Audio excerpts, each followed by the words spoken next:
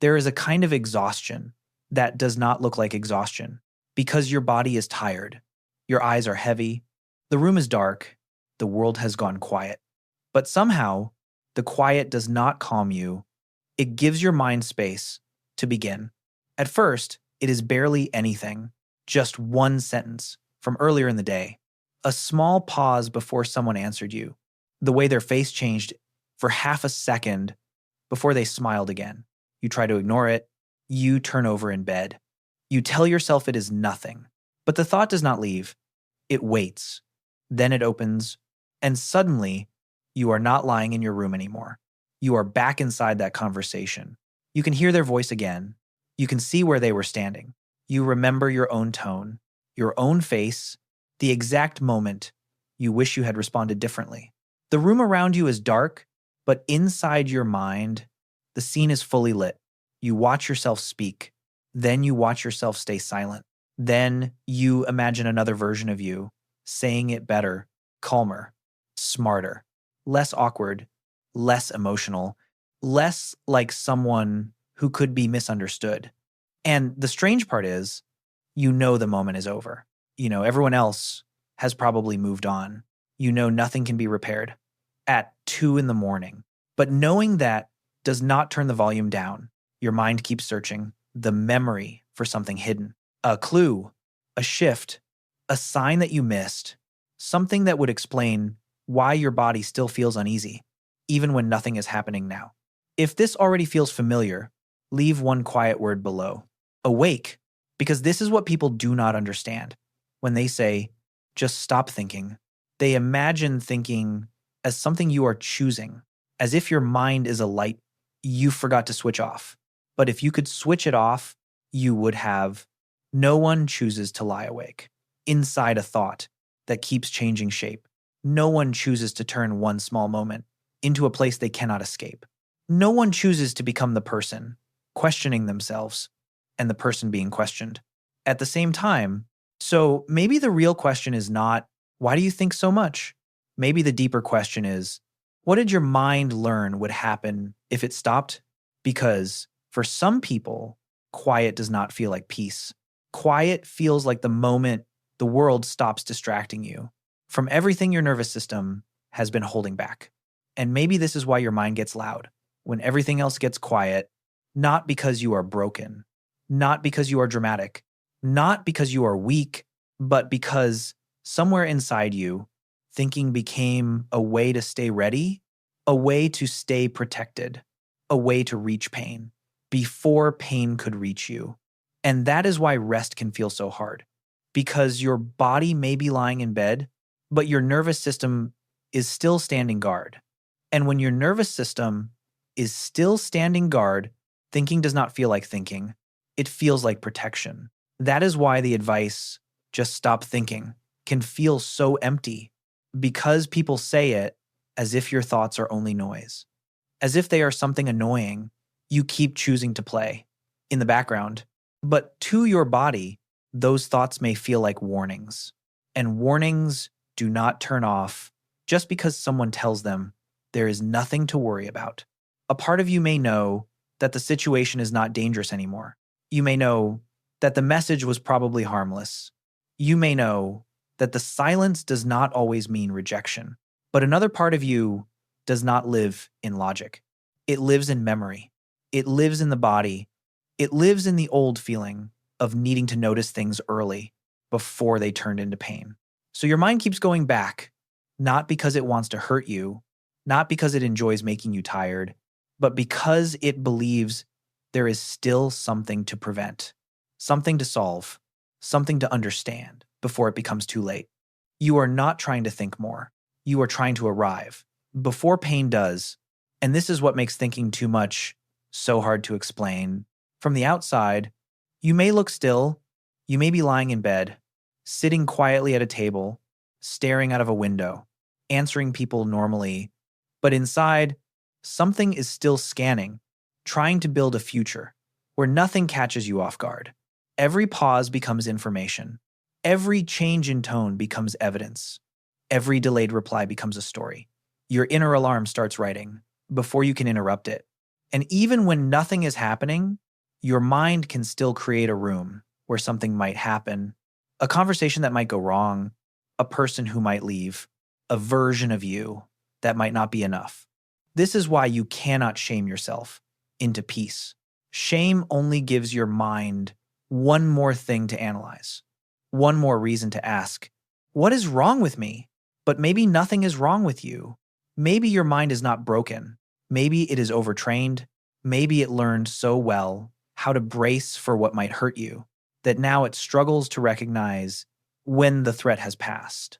And that is the hidden pain of people who think too much.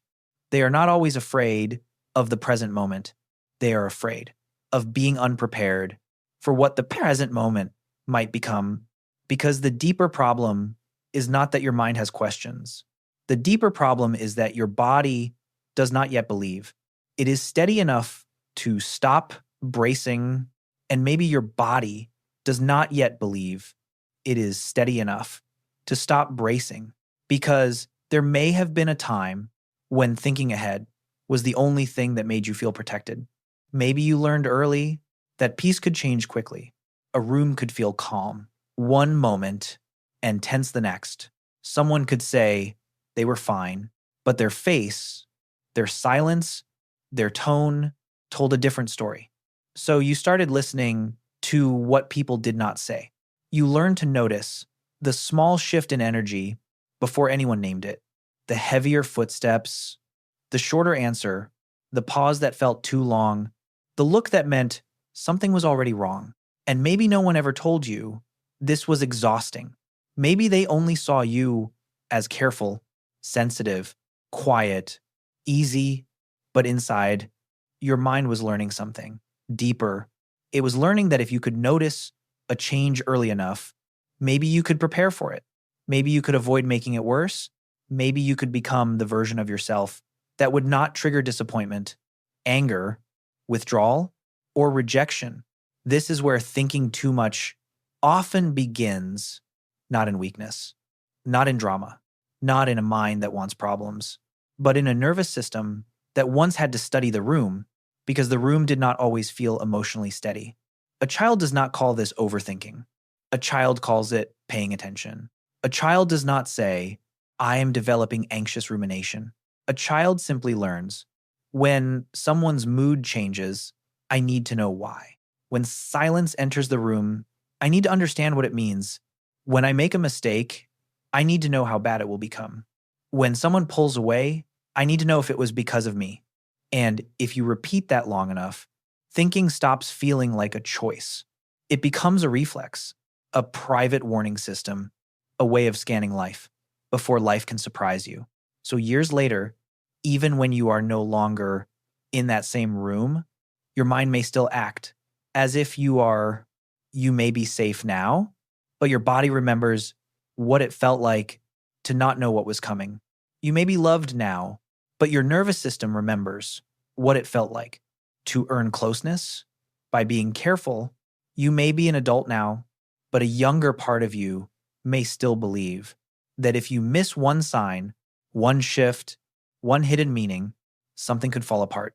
And this is why thinking too much can feel so personal, because it is not only about thoughts, it is about the old fear of meeting pain too late, the fear of saying the wrong thing, the fear of missing the warning, the fear of relaxing too soon, the fear that peace might only be the quiet moment before something changes. So if your mind always searches for what could go wrong, maybe it is not because you are trying to ruin your life. Maybe it is because something in you once learned that pain feels less terrifying when you see it coming. But the painful truth is this: the same mind that once helped you survive uncertainty can later become the reason you cannot rest, even when the danger is no longer there. And when the same mind that once helped you survive uncertainty becomes the reason you cannot rest, something confusing happens. Thinking starts to feel responsible. It feels mature. It feels careful. It feels like you are trying to understand yourself, but not every thought that enters your mind is trying to bring you clarity. Some thoughts do not lead you. closer to the truth. They only lead you back into the same room where you are the one being questioned. This is the difference. Many people who think too much never get taught. There is a kind of thinking that helps you understand, and there is a kind of thinking that only teaches you how to punish yourself more precisely. Understanding sounds like, why did that affect me? What was I feeling underneath that reaction? What did this moment show me about something I still carry? But punishment sounds different. It does not ask, so it can learn. It asks, so it can accuse, why am I like this? Why did I say that? Why can't I be normal? Why do I always ruin things? And because both of them happen inside your own mind, they can feel almost the same. At first, both are quiet, both are private, both can keep you awake, but one creates space. The other creates shame. One helps you see yourself with more honesty. The other makes you afraid of your own thoughts. You lie there replaying one sentence, not because you are still curious, but because your mind has turned it into evidence against you. The same words return, but each time they feel heavier. You hear your own voice again. You see their face again. You imagine what they must have thought. And slowly, a small human moment becomes a verdict. This is why constant analysis can become so painful, because somewhere along the way, self-awareness may have started turning into self-attack. You replay a conversation not to understand what happened, but to prove that you were awkward. You remember a mistake, not to learn from it, but to confirm that something is wrong with you. You imagine what someone thinks, not because you know the truth, but because your fear has already written the ending. And every time you do this, your mind feels like it is solving something, but emotionally, you are only standing still. Inside a courtroom you built for yourself, the same memory returns, the same silence, the same look, the same unfinished feeling, and somehow, no matter how long the trial goes on, you are always the guilty one. But maybe deep thinking was never meant to become this. Maybe your ability to notice things was supposed to help you understand life, not turn every moment into a reason to mistrust yourself. Maybe your sensitivity was meant to help you feel more deeply, not make you responsible for every possible meaning inside another person's quietness. So the question is not, how do I stop thinking completely? The question is, when did my thoughts stop helping me understand and start making me feel unsafe inside myself? Because you are not broken for having a mind that looks for meaning, but you deserve to know the difference between a thought that brings you closer to yourself and a thought that only keeps you trapped inside an old fear, wearing the voice of truth. And when a thought keeps you trapped inside an old fear, wearing the voice of truth, maybe your mind does not need more punishment. Maybe it needs something softer, not because the thoughts are easy, not because the fear is imagined, but because the part of you that cannot stop searching may not be your enemy. It may be the part of you that learned to stay awake before you ever learned how to feel safe. Maybe it is the part of you that listened for changes in tone, the part that noticed silence, the part that prepared answers before anyone asked the question, the part that tried to keep you from being rejected, criticized, abandoned, or caught off guard. And for a long time, maybe that part helped you survive. It helped you read the room. It helped you avoid conflict.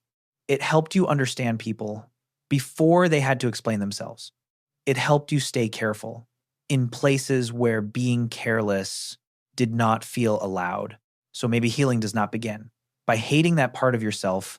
Maybe it begins by understanding why it became so loud, because you are not broken for having a mind that keeps searching. You are not weak because your thoughts do not stop the moment you want them to. You are not dramatic because small things stay with you longer than they seem to stay with other people. You may simply be carrying a mind that learned to treat uncertainty like a threat, and now that mind has to learn something new. Not every silence is rejection. Not every pause is a warning. Not every delayed message means someone is pulling away. Not every mistake means you have ruined everything. And not every thought deserves to become a place where you lose yourself. Maybe peace does not arrive all at once. Maybe it begins in small moments. The moment you notice that you are replaying the conversation again, the moment you realize your mind is searching for threat inside something ordinary, the moment you whisper, "This is an old alarm. This is my body trying to protect me." This thought is loud, but it is not the whole truth. You do not have to turn your mind off to be worthy of rest. You do not have to become someone who never worries, never replays, never feels too much. You only have to slowly teach the guarded part of you that this moment is not always the old moment. This room is not always the old room. This quiet is not always the beginning of pain. And if this helped you understand yourself more deeply, consider subscribing to Cortex Psychology, because maybe one day your mind will still be sensitive, still deep, still able to notice what others miss, but it will not have to use all of that awareness against you. Maybe one day, quiet will not feel like danger. Rest will not feel irresponsible. Peace will not feel like something you have to earn by solving every possible problem first. And maybe the mind that once stayed awake to protect you can finally learn that it does not have to stand guard forever.